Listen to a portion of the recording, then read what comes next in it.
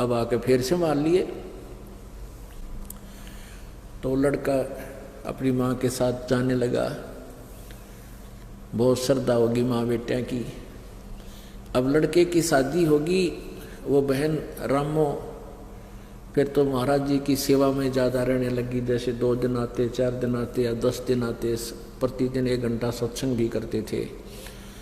तो वह क्या करती थी, सत्संग के दौरान जो बाहर से आसपास के ग्रामों के भी भक्त आते थे, बर्तन ले जाती, कपड़े ले जाती, सबके साधु भक्तों के जैसे वहाँ भक्त रहते थे 10-5 महाराज जी के साथ, गुरु जी के कपड़े, वो कपड़े धोने की सेवा ले लेती।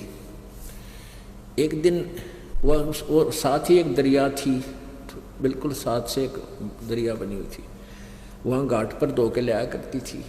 अब पर सत्संग शुरू हो जाता और उसको कह दिया कि माई ने, बहन तू नौकर कपड़े धो लाई, मौका है, फिर सूखे को नहीं गए सर्दियों के दिन से।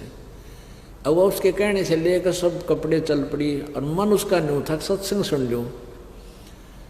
उसने क्या किया, वहाँ जाकर कपड़े बे दिए। पहले भिगोया करते कपड़ों को और फिर कुछ देर बाद उसने मोगरे मागरे मार कर उन्हें धोया करते डंडों से। तो उसने सोचा ये कपड़े मैंने बे दिए और ये इतना मैल गलेगा, मैं सत्संग सुन लेती हूँ। वह थोड़ी सी दूरी पर था, वापस आके और आश्रम से बाहर ही बैठ गई। खूब आवाज़ सुनाई दी थी वहाँ, नो बैठी रही सारी। सत्संग शुरू कर रखा गुरुदेव ने, उसकी आँखों में आंसू आवे। मैं भी इसी दुखी थी। कथा सुना रहे थे, परमात्मा जिसका लग गया उसका याद रहा करे, अन्यो रो है भगवान बड़ी दया करी। कति मेरे को तो नरक से निकाल लिया। यानी उसने 1.5-2 घंटा जो गुरुजी ने सत्संग किया, उसको ये नहीं पता चला तो के काम आई थी, भूल गई। अब सत्संग समापन हुआ, जब उसकी वह चेतना आई, उसने सोची आज बात बिगड़ेगी, ये कपड़े सूखे को नहीं, सर्दियाँ के दिन हैं, गुरुजी नाराज होंगे, भगत के पहरेंगे और फिर मुझे यह सेवा मिले नहीं की। वह भागी भागी भागी भागी गई, जाकर देखा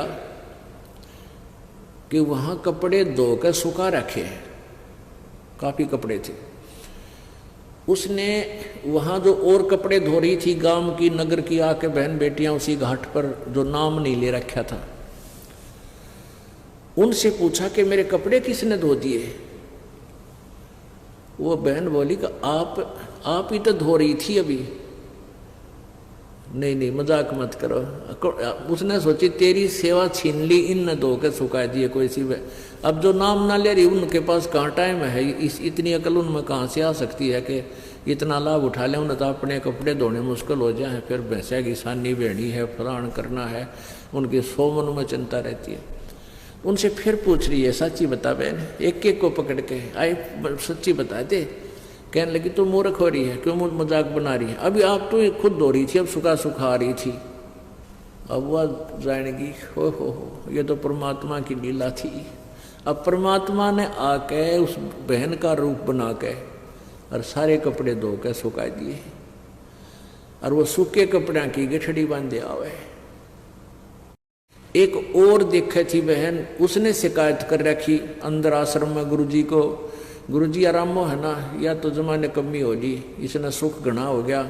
मैं सेवा दी थी कपड़े धोने की, यहाँ बैठी बैठी बाहर सत्संग सुन रही थी, अब गई है दौड़ी दौड़ी, कब ये सूखेंगे, कब आप पैरोगे, ऐसे वह कह रही। इतने में वह गठड़ी बांध के सारे कपड़े ले आई और ला के जिनको पता नहीं था वो कहने लगी इतना शर्म नहीं आई, वो टोंट कस रही है अंदर बढ़ते ही, ये कब सूखेंगे, तू ही गई है।